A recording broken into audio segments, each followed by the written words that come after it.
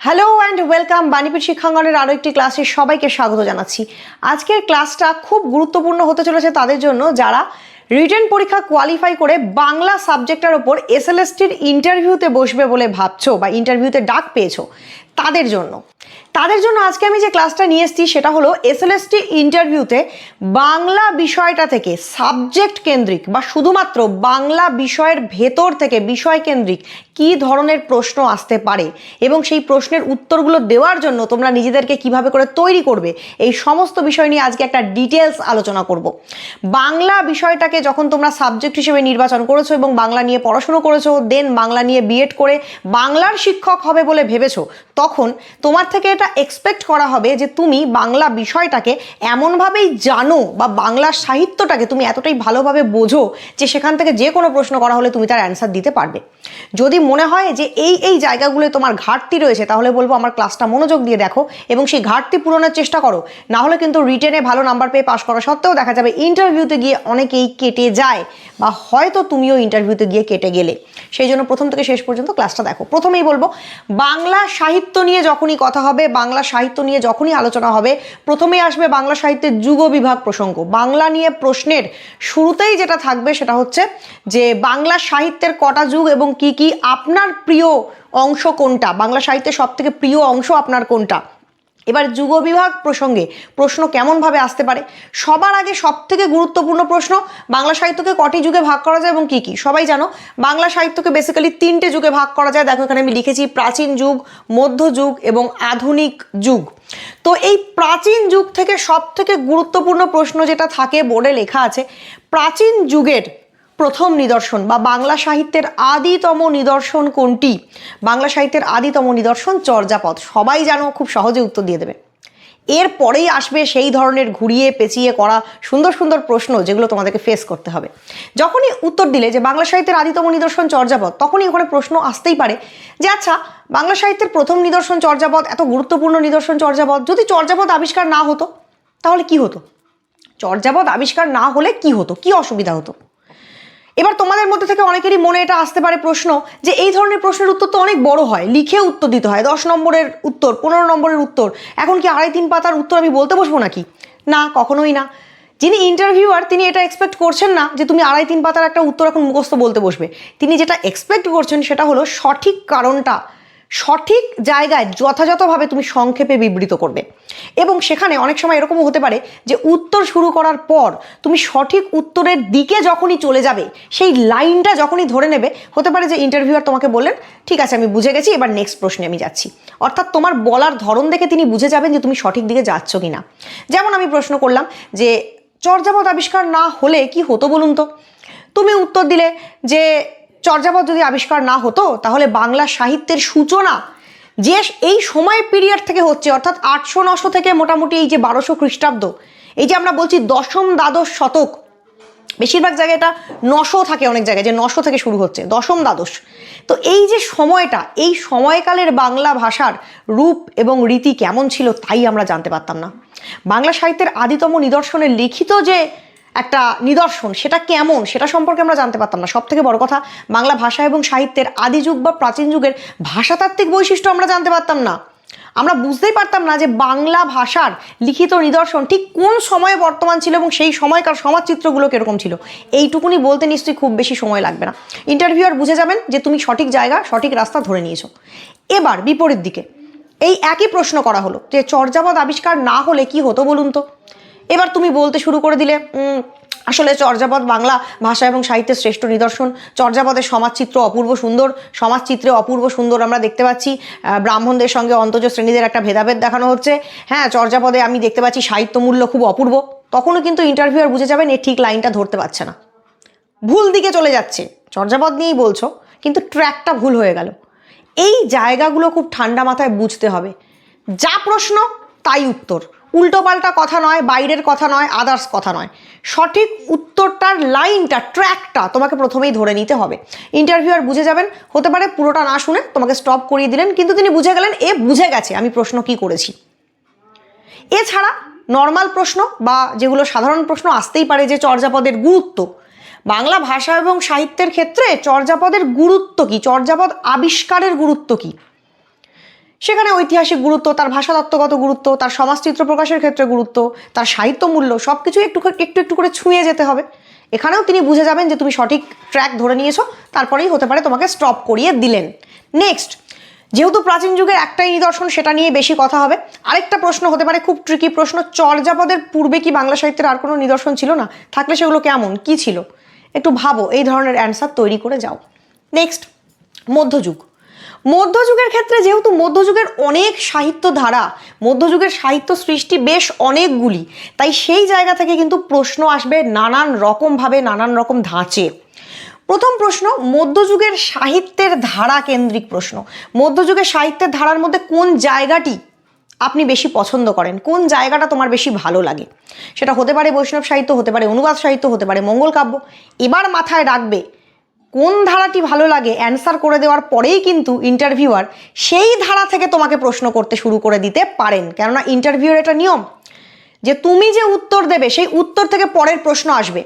কাজেই বেমক্কা বলে দিলাম আমার মঙ্গল কাব্য ভালো লাগে, এদিকে মঙ্গল কাব্য সম্পর্কে আমার কোনো নলেজ নেই, এই ভুলটা কিন্তু করবে না। যখনই বলবে মঙ্গল কাব্য ভালো লাগে, এটা মেক শিওর করো যে মঙ্গল কাব্য সম্পর্কে তোমার প্রচুর জ্ঞান আছে, যাতে সেখান থেকে অন্য প্রশ্ন করলে তুমি উত্তর দিতে সক্ষম হও। এরপর চলে যাব নেক্সট কথায়। এই সময়কার বিভিন্ন সাহিত্যিক কবি কারা রয়েছেন তাদের কেন্দ্র করে প্রশ্ন আসতে পারে। কেমন প্রশ্ন আসতে পারে আমি উদাহরণ দিচ্ছি। প্রশ্ন আসতে পারে যে বৈষ্ণব পদাবলীর জগতে বিদ্যাপতির রচনা আর চণ্ডীদাসের রচনা, দুজনেই তো চৈতন্য পূর্ববর্তী কবি, তো দুজনের রচনারীতির একটু পার্থক্য বলুন তো। তার আগে এরকম প্রশ্নও আসতে পারে যে চৈতন্য পূর্ববর্তী দুজন বৈষ্ণব সাহিত্যের কবির নাম বলুন তো। তুমি খুব আনন্দ করে বলে দিলে বিদ্যাপতি, চণ্ডীদাস, কারণ এগুলো তোমার মুখস্থ আছে। যেই প্রশ্ন এলো বিদ্যাপতি এবং চণ্ডীদাসের রচনারীতির একটু পার্থক্য করে আমাকে বোঝাও বা পার্থক্য করে বলুন, তখনই তুমি চুপ করে গেলে। তার মানেই বোঝা যাবে বিষয়গত গভীরতা বা বিষয়গত গভীর জ্ঞান নেই, শুধুমাত্র মুখস্থ বিদ্যার ওপর বেস করে আছে তোমার নলেজটা, সেটা কিন্তু খুব একটা সুবিধাজনক হবে না। এরপর প্রেক্ষাপট কেন্দ্রিক প্রশ্ন আসতে পারে। কেমন প্রেক্ষাপট কেন্দ্রিক প্রশ্ন? মঙ্গল কাব্য উদ্ভবের যে সামাজিক প্রেক্ষাপট রয়েছে সেটা বলো। অনুবাদ সাহিত্যগুলো তৎকালীন যুগে কেন সৃষ্টি হলো? মঙ্গল কাব্যকে আর অনুবাদ সাহিত্যকে আমরা কি পরিপূরক রচনা বলতে পারি? মঙ্গল কাব্য আর অনুবাদ সাহিত্য দুটি সৃষ্টি হওয়ার পেছনে কি একই ধরনের কোনো কারণ বিদ্যমান ছিল? থাকলে কারণটি কি? ব্যাখ্যা করুন। এই ধরনের প্রশ্ন আসতে পারে। শাক্ত পদাবলী খুব গুরুত্বপূর্ণ একটা ধারা। শাক্ত পদাবলী থেকে আমরা তৎকালীন সমাজ ব্যবস্থা সম্পর্কে কি জানতে পারি? শাক্ত পদাবলী থেকে আমরা তৎকালীন সমাজে নারীদের অবস্থান সম্পর্কে কি জানতে পারি? শাক্ত পদাবলীতে আছে কামিনী করিল বিধি তেই হে তোমারে সাধি, নারীর জনম কেবল যন্ত্রণা সহিতে। কেন এমন কথা বলা হয়েছে? এই ধরনের প্রশ্ন আসতে পারে। নেক্সট, যে কোনো জায়গা থেকে সংক্ষিপ্ত কাহিনী প্রশ্ন আকারে চাওয়া হতে পারে। এবার সংক্ষিপ্ত কাহিনী মানে এই নয় তুমি গল্প মুখস্থ করে যাবে, মনসা মঙ্গলের গল্প, চণ্ডী মঙ্গলের গল্প, শুধু এইটুকুই নয়। সংক্ষিপ্ত কাহিনীর সঙ্গে সঙ্গে সেই কাহিনীর গুরুত্ব সমাজের পরিপ্রেক্ষিতে, সাহিত্যের পরিপ্রেক্ষিতে, ঐতিহাসিক প্রেক্ষাপটে। যেমন ধর্মমঙ্গলকে কেন রাঢ়ের জাতীয় কাব্য বলা হয়? ধর্মমঙ্গলের কাহিনী জানার সঙ্গে সঙ্গে রাঢ় বাংলার সঙ্গে তার ঘনিষ্ঠ সংযোগ কতটুকু বা কেমন সেটা নিয়ে তোমাকে নলেজ রাখতে হবে, তবেই কিন্তু এই ধরনের প্রশ্ন তুমি অ্যান্সার করতে পারবে। নেক্সট, কাব্যের চরিত্র কেন্দ্রিক প্রশ্ন আসতে পারে। জিজ্ঞেস করা হতেই পারে লুইধর কোন কাব্যধারার চরিত্র? কালকেতু ফুল্লরা কোন কাব্যধারার সঙ্গে যুক্ত? আচ্ছা, ঊষা অনিরুদ্ধকে মঙ্গল কাব্যধারার সঙ্গে তাদের সংযোগ কি? এই ধরনের ব্যাপার। এছাড়া কেমন প্রশ্ন আসতে পারে? বৈশিষ্ট্য কেন্দ্রিক প্রশ্ন আসতে পারে।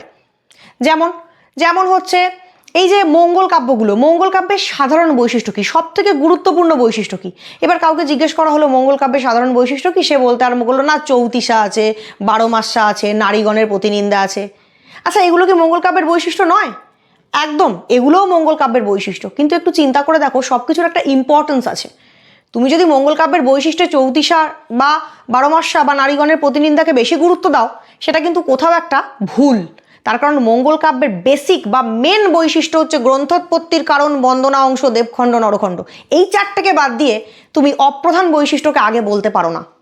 এই জায়গাগুলো খুব ট্রিকি, কিন্তু মনে রাখতে হবে। কারণ মনে রাখতে হবে আলটিমেটলি তুমি শিক্ষক হতে চলেছো, তুমি দেশের ভবিষ্যৎ তৈরি করতে যাচ্ছ। তোমার নিজেরই যদি বিষয়গত জ্ঞানে গভীরতা কম থাকে, তোমার নিজেরই যদি কনফিডেন্সের অভাব থাকে, তুমি তাহলে কি করে ছেলে মেয়েদের তৈরি করবে? এই জায়গাগুলো একটু মাথায় রাখবে। নেক্সট চলে যাব আধুনিক যুগে। আধুনিক যুগ মানে মোটামুটি 1800 পর থেকে বর্তমানকাল পর্যন্ত চলছে। তার মধ্যেও অনেক বিভাজন থাকে, যেমন অতি আধুনিক যুগের কবিতা বা আধুনিক কবিতা বলতে আমরা কিন্তু বেসিক্যালি 1800 পর থেকে যে কবিতাগুলো সেগুলোকে বুঝি না। এগুলো নিয়ে অনেক রকম ব্যাপার আছে। যখন প্রশ্ন করা হবে যে আধুনিক কবিতা কি, তুমি যদি এখন বলো যে মাইকেল মধুসূদনের কবিতা, হ্যাঁ সেটা 1800 পর লেখা, হিসাব মতো আধুনিক যুগে লেখা, কিন্তু আমরা আধুনিক কবিতা বলতে বেসিক্যালি কিন্তু ওই এরাটাকে বুঝি না।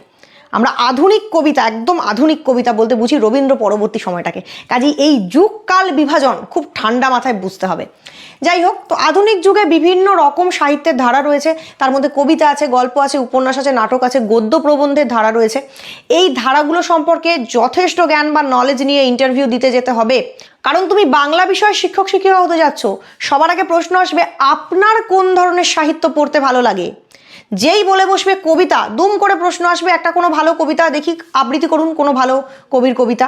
আধুনিক যুগে কাকে পড়ছেন বর্তমানে, বা কোন কবির কবিতা ভালো লাগে, যেই কবির নাম করবে উক্ত কবির রচনা বৈশিষ্ট্য আলোচনা করুন। প্রশ্নের মধ্যে থেকে প্রশ্ন। যেই বলে বসবে আমার উপন্যাস পড়তে ভালো লাগে, কি কি উপন্যাস পড়েছেন, আপনার পাঠ্য কিছু উপন্যাসের নাম।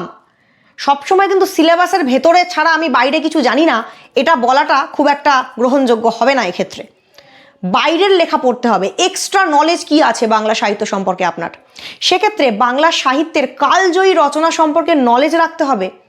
ওখানে যদি জ্ঞান না থাকে, জ্ঞানের যদি ঘাটতি প্রকাশ পায়, তাহলে কিন্তু জিনিসটা শুনতে বা যিনি ইন্টারভিউ নেবেন তার কাছে খুব একটা গ্রহণযোগ্য হবে না, বা তিনি ভালো পজিটিভ নম্বর দেবেন না। যে বাংলার শিক্ষক হতে এসে বাংলা পড়ে না, সাহিত্যই পড়ে না, সিলেবাসের বাইরে কিছু জানে না, এটা কিন্তু খুব একটা ভালো জিনিস নয়। তো বাহ্যিক জ্ঞান গ্রহণ করতে হবে।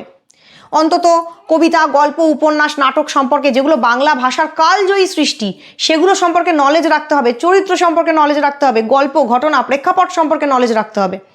রাইটারের নাম, তার রচনারীতির বিশিষ্টতা সম্পর্কে নলেজ রাখতে হবে। এছাড়া বাংলা ভাষায় যে এত ধরনের রচনা রয়েছে তার রূপরীতিগত বৈশিষ্ট্য সম্পর্কে জানতে হবে। যেমন আত্মজীবনী বা জীবনীমূলক রচনা কাকে বলে, উদাহরণ কোনগুলোকে বলতে পারি।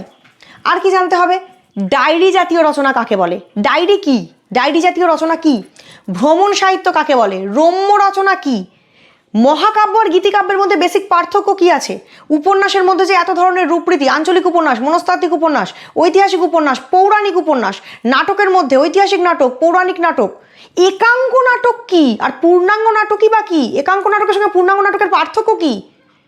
আমি নিশ্চয়ই বোঝাতে পারছি আমি কি বলতে চাইছি। টোটাল বাংলা সাহিত্যের একটা ভার্স জ্ঞান বা নলেজ নিয়ে তবেই ইন্টারভিউ দিতে যাওয়াটা কিন্তু ভালো তোমাদের জন্য। আমি বলছি না যাদের নলেজ নেই তারা কি তাহলে ইন্টারভিউ দিতে যাবে না, নিশ্চয়ই যাবে। পড়াশুনো করে যাও, ভালো করে জেনে যাও, বুঝে যাও। আর তার জন্যই দরকার বাণীপীঠ শিক্ষাঙ্গনের সঙ্গে যুক্ত হওয়া। ওপরে দেখো অ্যাডমিশন বলে লেখা আছে, নাম্বার দেওয়া আছে 8293588959। ব্যাপারটা কি এবার একটু সংক্ষেপে বলে দিই।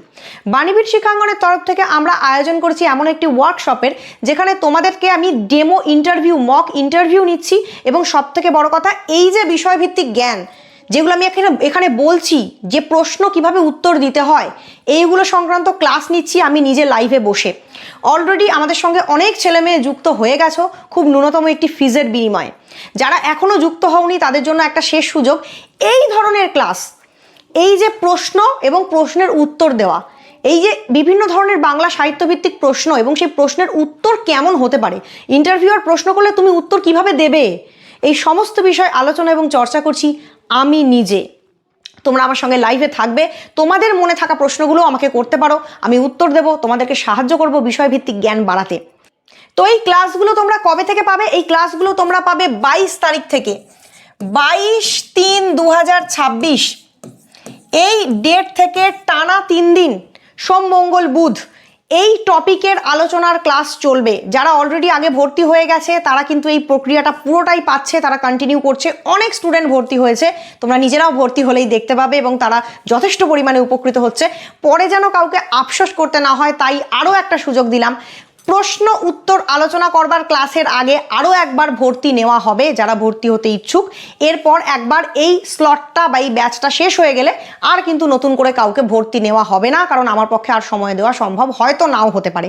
তখন যদি নতুন ব্যাচ ক্রিয়েট হয় আবার নতুন অ্যাড দেওয়া হবে, নতুনভাবে তখন ভর্তি নেওয়া হলেও হতে পারে। কিন্তু আপাতত এখন যে ব্যাচটা চলছে তার সঙ্গে যদি এক্ষুনি ভর্তি হয়ে নিজেদের জ্ঞানটাকে বৃদ্ধি করাতে চাও তাহলে অবশ্যই 22 তারিখের আগে কন্ট্যাক্ট করে এই ব্যাচটার সঙ্গে যুক্ত হয়ে যেতে পারো। এই যে প্রশ্নগুলো আমি বলছি, এই ধরনের প্রত্যেকটি প্রশ্নের উত্তর কেমনভাবে দিতে হবে সেই সংক্রান্ত আলোচনার একটা কংক্রিট ক্লাস পাওয়ার জন্য অবশ্যই যুক্ত হও বাণীপীঠ শিক্ষাঙ্গনের সঙ্গে। তো নাম্বার দেওয়া আছে 8293588959 নাম্বারে কল করে অ্যাডমিশন নিতে তোমরা পারো। তো তোমরা অনেকেই জানো আমি 18 তারিখ থেকে একটি ক্লাস শুরু করেছিলাম, সেই ক্লাসটা কিন্তু অলরেডি শুরু হয়ে গেছে। 18, 19, 20 কন্টিনিউ ডেমো ক্লাস নেওয়া এবং ইন্টারভিউ নেওয়া চলছে। তো আজকেও চলবে, ইন্টারভিউ প্রক্রিয়া এখনও চলছে। সেই কারণেই রবিবার পর্যন্ত ইন্টারভিউ প্রক্রিয়া চালিয়ে আমি সোমবার থেকে প্রশ্ন উত্তর আলোচনার ক্লাস শুরু করব। তো যারা ভর্তি হতে চাও অবশ্যই যুক্ত হয়ে যেতে পারো, এখনও সময় আছে। তো চলো এবার আরও কিছু প্রশ্নের ধরন নিয়ে আমরা আলোচনা করে নিই। দেখো, তোমাদের কাছে একটা জেনারেল প্রশ্ন আসতে পারে, যে প্রশ্নটা হচ্ছে তোমার প্রিয় লেখক লেখিকা কেন্দ্রিক। প্রশ্ন করতে বসে ইন্টারভিউয়ার জিজ্ঞেস করতেই পারেন তোমার প্রিয় গল্পকার কে। এই জায়গাটায় গল্পকারের জায়গায় এটা পরিবর্তন হয়ে যেতে পারে তোমার প্রিয় কবিকে, তোমার প্রিয় ঔপন্যাসিককে, তোমার প্রিয় যে কোনো ধরনের সাহিত্যিকও বলে তারা বলতে পারেন তোমার প্রিয় সাহিত্যিককে, তোমার প্রিয় নাট্যকারকে। এবার এই প্রিয় শব্দটা না খুব গোলমেলে শব্দ, জানো তো। যখনই তুমি একজন কারোর নাম বলে দেবে না রবীন্দ্রনাথ ঠাকুর, তখনই এটা এক্সপেক্টেড যে তুমি রবীন্দ্রনাথ ঠাকুরের প্রচুর রচনা পড়েছো। কারণ কোনো কিছুকে যখন আমরা প্রিয় বলি আমরা সেই জিনিসটার সঙ্গে খুব কাছাকাছি থাকি, সেই জিনিসটাকে আমরা কাছাকাছি রাখি বা তার সম্পর্কে জ্ঞান রাখি।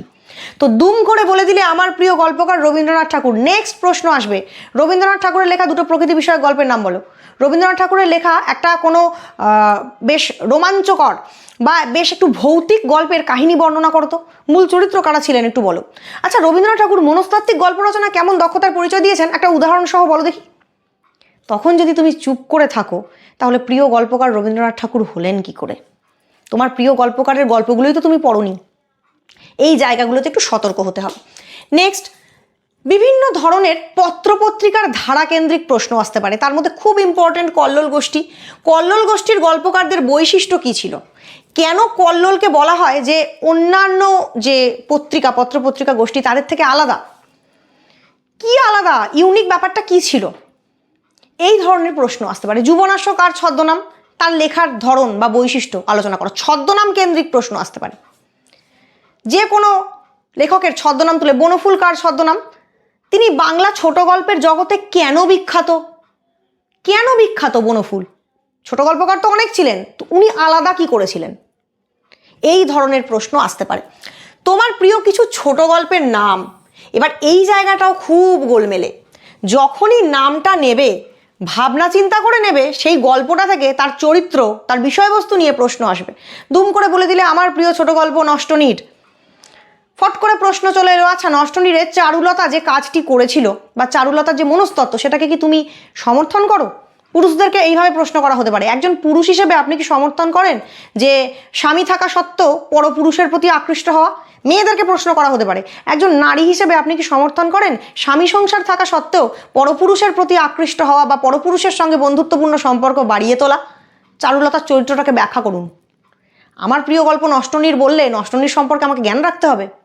তো উত্তর দেওয়ার আগে বিষয়ভিত্তিক জ্ঞান বাড়াও। নেক্সট চলে যাব পরের পয়েন্টে। বিভিন্ন কিছু নিয়ে প্রশ্ন আসতে পারে। দেখো, উপন্যাস, প্রবন্ধ, নাটক, যে কোনো কিছু, ছোট গল্প, যে কোনো জায়গা সাহিত্যের, সেখান থেকে প্রশ্ন আসতে পারে। যেমন ছোট গল্প ও উপন্যাসের পার্থক্য কি? স্পেসিফিক্যালি যারা কথা সাহিত্য স্পেশাল, যেই গিয়ে বলবে কথা সাহিত্য স্পেশাল, কথা সাহিত্য মানে কি বাবা? কথা সাহিত্য বলতে কি বোঝো? কিসের কথা, কেন সাহিত্য? কথা সাহিত্য কাকে বলে? কথা সাহিত্যের ভেতরে কি আছে? অনেকে তো এইটুকু জানো বলে দেবে না না গল্প আর উপন্যাস থাকলেই কথা সাহিত্য হয়, গল্প উপন্যাস একসঙ্গে কথা সাহিত্য। তাহলে গল্প আর উপন্যাসের মধ্যে পার্থক্য কি আছে? কেন এই দুটোকেই কথা সাহিত্য বলা হচ্ছে? অন্য জায়গাতেও তো কথা আছে, সাহিত্যও আছে, তাহলে সেটা কেন কথা সাহিত্য নয়? নেক্সট, তোমার প্রিয় ঔপন্যাসিক এবং উপন্যাসের নাম। এগেইন আগে যে প্রশ্নগুলো বললাম, প্রিয় নিয়ে যখনই কথা উঠবে সেই প্রিয়র ভেতর থেকে আরও প্রশ্ন আসবে, তো খুব সাবধানে প্রিয় নির্বাচন করবে জ্ঞান রেখে। তো প্রিয় নিয়ে যখনই কথা উঠবে, প্রিয় নিয়ে কিন্তু আরও প্রশ্ন আসবে, তার জন্য রেডি থাকবে। প্রিয় উপন্যাস কি? উত্তর দিলে চোখের বালি। সঙ্গে সঙ্গে প্রশ্ন চলে এলো, চোখের বালি উপন্যাসে এই যে বিনোদিনী, আশালতা, বিহারী আর মহেন্দ্র 3-4টে চরিত্রের মধ্যে যে একটা টানাপোড়েন হলো, সম্পর্কের টানাপোড়েন, অনৈতিক সম্পর্কের টানাপোড়েন, এইটা নিয়ে তোমার কি বক্তব্য, তোমার কি মন্তব্য? বা আশালতা এবং বিনোদিনী দুটি নারী চরিত্রের মধ্যে তুমি কাকে সমর্থন করছো এবং কেন? কে তার জায়গায় ঠিক এবং কে ভুল? মহেন্দ্র এবং বিহারী দুটি পুরুষ চরিত্রের মধ্যে তোমার প্রিয় পুরুষ চরিত্র কোনটি এবং কেন? নৈতিকভাবে কাকে সমর্থন করা যায়, কাকে সমর্থন করা যায় না, আলোচনা করো। নানান রকম প্রশ্ন আসতে পারে। কেউ বলে বসলো তার প্রিয় উপন্যাস ঘরে বাইরে। ঘরে বাইরে উপন্যাসে বিমলা চরিত্রটা কতখানি নারী চরিত্র রূপে সার্থক? রবীন্দ্রনাথ বিমলা চরিত্রের মধ্যে দিয়ে নারী চরিত্রের কোন দিকটাকে ফুটিয়ে তুলতে চেয়েছেন? নিখিলেশ নাকি সন্দীপ পুরুষ চরিত্রের মধ্যে কাকে তুমি বেশি গ্রহণযোগ্য বলে মনে করো? এবং রবীন্দ্রনাথের মানসপুত্র আমরা কাকে বলতে পারি? কার মতবাদটা রবীন্দ্রনাথ নিজে পছন্দ করতেন, সন্দীপের নাকি নিখিলেশেরটা? আলোচনা করো। নানা মাত্রিক প্রশ্ন আসতে পারে। নেক্সট, সাহিত্যের কিছু চিরপরিচিত উদ্ধৃতি এবং তার ব্যাখ্যা, খুব ইম্পর্টেন্ট। কিছু কিছু এমন কমন জিনিস থাকে না যেটা জানি না বলতে খুব লজ্জা লাগা উচিত, সাহিত্যের স্টুডেন্টদের ক্ষেত্রে অ্যাটলিস্ট। পুষ্প আপনার জন্য ফোটে না, পরের জন্য নিজের হৃদয় কুসুমকে প্রস্ফুটিত করিও। বাল্য প্রণয়ে বুঝিবা অভিসম্পাত আছে, তুমি অধম তাহা বলিয়া আমি উত্তম না হইব কেন? এই জাতীয় বাক্য খুব কমন, ক্লিশে। যারা খুব ভালো বাংলা সাহিত্য পড়াশুনো করেছে তারা নিশ্চয়ই সবগুলোই তাদের কাছে কমন, তারা বুঝতে পারছো যে ম্যাম তো খুব কমন কিছু বললো। টকটকে করে তাতানো লোহা ফেলে রাখলেও তা আস্তে আস্তে ঠান্ডা হয়ে যায়, যায় না? কোন উপন্যাসের লাইন, তাৎপর্য কি? ফ্যাশনটা হলো মুখোশ, স্টাইলটা মুখোশটি। ক্লাসিক লাইন, কে বলেছিলেন, কোন উপন্যাসে বলেছিলেন? এইগুলো যদি মনে না থাকে বা এইগুলো সম্পর্কে যদি একটা নলেজ না থাকে, তাহলে আর যাই হোক বাংলা সাহিত্যে খুব ভালো জ্ঞান আছে বলা যাবে না। নেক্সট, কালজয়ী কিছু রচনার প্রেক্ষাপট। কালজয়ী রচনা ভালো করে দেখবে। কালজয়ী রচনা মানে যেগুলো বাংলা সাহিত্যে জানি না বললে লজ্জা পেতে হবে। শুধুমাত্র বাংলা সাহিত্যের টিচার হিসেবেই নয়, আমি বলছি বাঙালি হিসেবেও। আমি যদি বলি আমি পথের পাঁচালী জানি না, বাঙালি হিসেবে যদি আমি বলি আমি নীলদর্পণ জানি না বা আমি চোখের বালি জানি না, তাহলে আমার বাঙালি হিসেবেও লজ্জা করবে। বাংলা সাহিত্যের টিচার রূপে শুধু নয়, একজন বাঙালি হিসেবে এটা লজ্জা লাগা উচিত। তো বিখ্যাত বিখ্যাত উপন্যাসের প্রেক্ষাপট, পথের পাঁচালী উপন্যাসের প্রেক্ষাপট কী ছিল? নীলদর্পণ যে নাটকটা, সেই নীলদর্পণ নাটকের প্রেক্ষাপট কী ছিল? মেঘনাদবধ কাব্য, মেঘনাদবধ কাব্যের প্রেক্ষাপট কী ছিল, কোন প্রেক্ষাপটে লেখা? এখানে কিন্তু আমি লিখেছি ঠিকই, রচনা লিখেছি, লক্ষ্য করে দেখো, আমি উপন্যাস কিন্তু লিখিনি, আমি বলেছি রচনা। কালজয়ী যে কোনো রচনা, যদি এখানে উপন্যাসও লেখা থাকতো আমি সব রচনার কথাই বলতাম। যে কোনো রচনা, বিখ্যাত রচনা, তার প্রেক্ষাপট তোমাকে জানতে হবে, কোন পরিস্থিতিতে লেখা। প্রশ্ন আসতে পারে, আচ্ছা কৃষ্ণকান্তের উইল আর বিষবৃক্ষ দুটোর মধ্যে মিল কি আছে, কোন সামাজিক প্রেক্ষাপট থেকে উঠে এসছে? দুটোই কিন্তু বিধবা বিবাহ সমস্যা নিয়ে। বিধবাদের বিবাহ কতখানি সামাজিকভাবে ঠিক বা বেঠিক, বা বিধবাদের তৎকালীন যে সামাজিক সমস্যাটা ভোগ করতে হতো সেইটা কেন্দ্রিক কথা। কাজেই আমাদেরকে বুঝতে হবে যে প্রেক্ষাপট মাথায় রাখা কতখানি দরকার রচনা পড়ার ক্ষেত্রে। নেক্সট, বিখ্যাত লেখকদের রচনারীতির বৈশিষ্ট্য এবং তাদের মধ্যে পার্থক্য। রবীন্দ্রনাথ ঠাকুরের লেখা কেন রাবীন্দ্রিক আর শরৎচন্দ্রের লেখা কেন একান্তভাবেই শরৎচন্দ্রীয়, তার পার্থক্যটা বুঝতে হবে। এটাকেই তো বলা হয় সাহিত্যের রীতি বা স্টাইল। বিভিন্ন সাহিত্যিকদের রীতি ভিন্ন ভিন্ন বা স্টাইলটা ভিন্ন ভিন্ন বলেই আমরা চিনতে পারি। বাংলা উপন্যাস সাহিত্যে 3 বন্দ্যোপাধ্যায়, বিভূতিভূষণ, মানিক, তারাশঙ্কর, 3 জনের রচনা রীতির যে বিশিষ্টতা নিশ্চয়ই ভিন্ন ভিন্ন। তাহলে কোন দিক থেকে আলাদা? রবীন্দ্রনাথের কবিতা কেন নজরুলের মতো নয়, নজরুলের কবিতা কেন জীবনানন্দের মতো নয়? তাদের নিজেদের রীতি বা স্টাইলের পার্থক্য, এই বিষয়গুলো সম্পর্কে নলেজ রাখতে হবে। নেক্সট চলে যাব পরের একটা জায়গাতে, তোমার প্রিয় রচয়িতা, সেটা এখানে কবি বলে বলা আছে, যে কোনো রচয়িতাই পড়তে পারে। আমি বারবার বলছি তোমার প্রিয় কবি। যখনই প্রিয় কবি নিয়ে প্রশ্ন আসবে তখনই বিখ্যাত কিছু কবির রচনারীতির বৈশিষ্ট্য আর পার্থক্য, যেটা আগেও বললাম, যে কোনো লেখকের, ঔপন্যাসিকদের, কবিদের, নাট্যকারের একজনের সঙ্গে একজনের পার্থক্য। যদি বলা হয় নাট্যকার ডিএল রায়, তোমাদের মনে সবার আগে আসবে ঐতিহাসিক নাটক। যদি বলা হয় নাট্যকার গিরিশচন্দ্র, তোমাদের মনে সবার আগে আসবে পৌরাণিক নাটক। এইটাই তো তাদের মধ্যে ক্লাসিফিকেশন। এটাই দুজনের মধ্যে পার্থক্য এবং দুজনের একটা বলে না যে চিহ্ন বা দুজনের একটা বিখ্যাত হওয়ার কারণ। প্রত্যেকের ভিন্ন ভিন্ন হয়, সেটা কারুর এক হয় না। যেমন রবীন্দ্রনাথের নাটক, যতই নৃত্যনাট্য, নাট্যকাব্য রবীন্দ্রনাথ সব লিখেছেন, রবীন্দ্রনাথকে অ্যাকচুয়ালি কোনো কিছু দিয়ে বাঁধা যায় না, কিন্তু তবুও বলবো রবীন্দ্রনাথের নাটক যখনই আমরা বলি একটু বেশি গুরুত্ব আমরা দিই রূপক সাংকেতিক নাটককে, এটা দিই, সবাই দেয়। তো রবীন্দ্র নাট্যধারায় রূপক সাংকেতিক নাটক একটু অন্যরকম একটা জায়গা পেয়েছে। আসলে বাংলা সাহিত্যে এইরকম লেভেলের রূপক সাংকেতিক নাটক আর নেই। মুক্তধারা, রক্তকরবী, ডাকঘর, অচলায়তন, কোন লেভেলের নাটক এগুলো? এইসব সৃষ্টি সম্পর্কে কিন্তু জ্ঞান রাখতে হবে। যাই হোক, বিখ্যাত কবিদের রচনারীতির বিশিষ্টতার মধ্যে জীবনানন্দের রচনারীতির বিশিষ্টতা। জীবনানন্দ বললেই দেখি সবাই বলছে প্রকৃতিপ্রেমিক।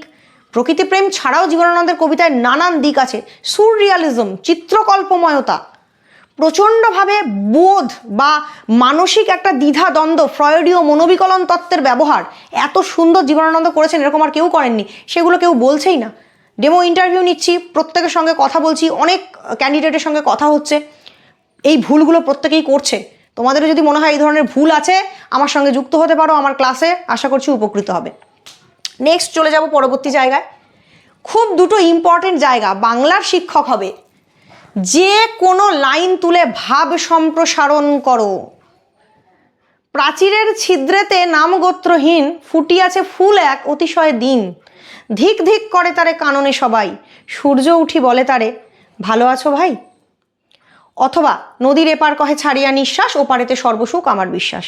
নদীর ওপার বসি দীর্ঘশ্বাস ছাড়ে, বলে যথা সর্বসুখ সকলই ওই পারে।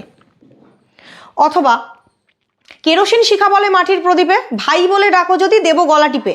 হেনকালে আকাশেতে উঠিলেন চাঁদা, কেরোসিন ডেকে বলে এসো মোর দাদা। ব্যাখ্যা করো, ভাব সম্প্রসারণ করো। 9-10 পাঠ্য আছে ভাব সম্প্রসারণ। অবশ্যই স্কুল টিচারদের জিজ্ঞেস করা উচিত, অবশ্যই ইন্টারভিউতে প্রশ্নে থাকা উচিত ভাব সম্প্রসারণ। ব্যাখ্যা, এমনি নর্মাল লাইন তুলেও ব্যাখ্যা দিতে পারে। বাল্য প্রণয়ে বুঝিবা অভিসম্পাত আছে, ব্যাখ্যা করো। যে কোনো ধরনের প্রবাদ প্রবচন, অন্তর্নিহিত ব্যাখ্যা তুমি জানো কিনা? জলে কুমির ডাঙায় বাঘ, এর মানে কি? জলে কুমির সাঁতার কাটছে আর ডাঙাতে বাঘ দাঁড়িয়ে আছে? না, কিন্তু এর মানে হচ্ছে চতুর্দিক থেকে যখন বিপদ আমাদের ঘিরে ধরে, উভয় সংকট, এই মানেটা তুমি জানো কিনা? অরণ্যে রোদন, তার মানে কি জঙ্গলে বসে কান্নাকাটি করা?